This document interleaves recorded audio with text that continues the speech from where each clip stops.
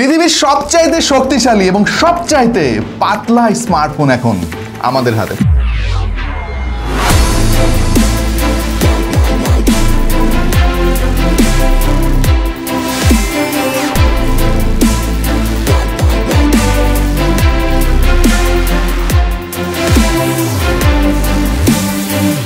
Portable smartphone অবশ্যই, এবং ওপ্পোর find N5 এই স্মার্টফোনটা নিয়ে কিন্তু প্রযুক্তি বিশ্বে বেশ ভালোই আলোচনার সৃষ্টি হয়ে গিয়েছে। তার কারণ হচ্ছে ভাই, এই ফোনটা খুবই প্র্যাকটিক্যাল মনে হয়েছে সবার সঙ্গে।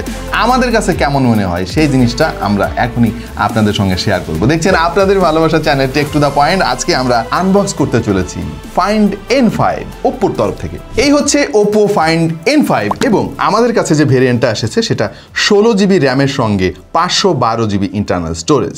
সো ফোনটা আনবক্স করার জন্য আমাদের হাতে কিন্তু শাওমির এই ঝকঝকা চাকুটা রেডি, এবং এই চাকুটা দিয়ে যে কি পরিমাণে ফোন আমরা আনবক্স করেছি তার কিন্তু ঠিক নাই। ফোনের বক্স খুলতে খুলতে জানিয়ে রাখি, এই ফোনটা আমাদের স্টুডিওতে পাঠিয়েছে টেক অ্যান্ড টক বিডি। তাদের কাছে মূলত এরকম অদ্ভুত, রেয়ার এবং দারুণ দারুণ সমস্ত ফোন পেয়ে যাবেন খুবই রিজনেবল প্রাইসে। বসুন্ধরা সিটি এবং যমুনা ফিউচার পার্কে রয়েছে তাদের physical showroom. Oppo find N5 যাদের দরকার তারা যোগাযোগ করতে পারেন টেক অ্যান্ড টক বিডির সঙ্গে। আমাদের ভিডিও ডেসক্রিপশনে তাদের সম্পর্কে ডিটেলস ইনফরমেশন দিয়ে দিচ্ছি। তো ফোন খোলার পরে আমরা ফোনটা তো অবশ্যই পেয়ে গেলাম, আরও পেয়েছি একটা 80 ওয়াট চার্জিং অ্যাডাপ্টার, একটা টাইপ সি কেবল, আরও পেয়েছি একটা ব্যাক কভার, কিছু দলিল দস্তাবেজ এবং সিম ejector pin. So this is Oppo find N5।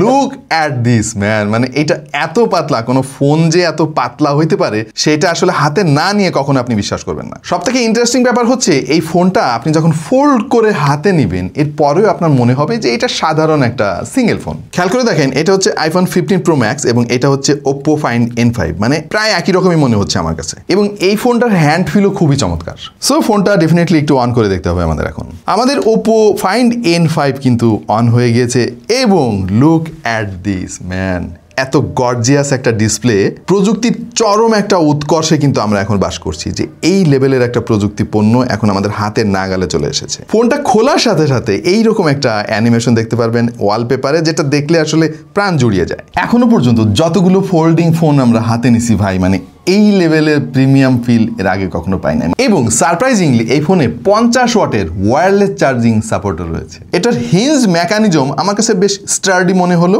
90 degree পর্যন্ত খুবই স্টেবল ভাবে আপনি এই হিঞ্জটা সোজা করে রাখতে পারবেন। এরপরে আরেকটু বাঁকাতে গেলে দেখবেন ফোনটা সোজা হয়ে গিয়েছে। এই ফোনের থিকনেস যে কত কম সেটা আপনি বুঝতে পারবেন এই টাইপ সি পোর্টটার দিকে একটু তাকালে। খেয়াল করে দেখেন, কোন রকমের টাইপ সি পোর্টটা তারা এখানে ইমপ্লিমেন্ট করেছে। ফোনটা যারা সাইলেন্ট করে আবার অ্যাক্টিভ করতে ভুলে যান রিংটোন, তাদের জন্য এখানে একটা অ্যালার্ট স্লাইডারও দেওয়া হয়েছে। এইটা একটা কাজের জিনিস, এবং সঙ্গত কারণেই তারা ফিঙ্গারপ্রিন্ট সেন্সরটা ইমপ্লিমেন্ট করেছে পাওয়ার বাটনের সঙ্গে। ফিঙ্গারপ্রিন্ট সেন্সরটা আমাদের টেস্টিংয়ে মোটামুটি বেশ ভালোই কাজ করেছে। দেখেন, ফোল্ডিং ফোন ব্যবহার করার সময় সব থেকে বড় যে চ্যালেঞ্জটা কাজ করে সেইটা হচ্ছে এর হিঞ্জ মেকানিজম। তবে ওপ্পো এখানে নিজেদের ডেভেলপ করা একটা সিস্টেম ইমপ্লিমেন্ট করেছে, এর ফলে এই মেকানিজমটা কিন্তু খুবই স্টার্ডি। এবং এর কভার ডিসপ্লের কথা না বলে পারছি না, মানে আপনি যখন একটা ফোল্ডিং ফোন ব্যবহার করবেন তখন বারবার যদি আপনাকে খুলতে হয় রেগুলার ইউসেজের জন্য, ওইটা তো একটা প্যারা। কিন্তু অন্যান্য ফোল্ডিং ফোনে আমরা যেমনটা দেখেছি, কভার ডিসপ্লেটা এতটাই ছোট যে ওইটাই না রেগুলার টাস্ক কন্টিনিউ করাটা অনেক ডিফিকাল্ট হয়, মানে আপনাকে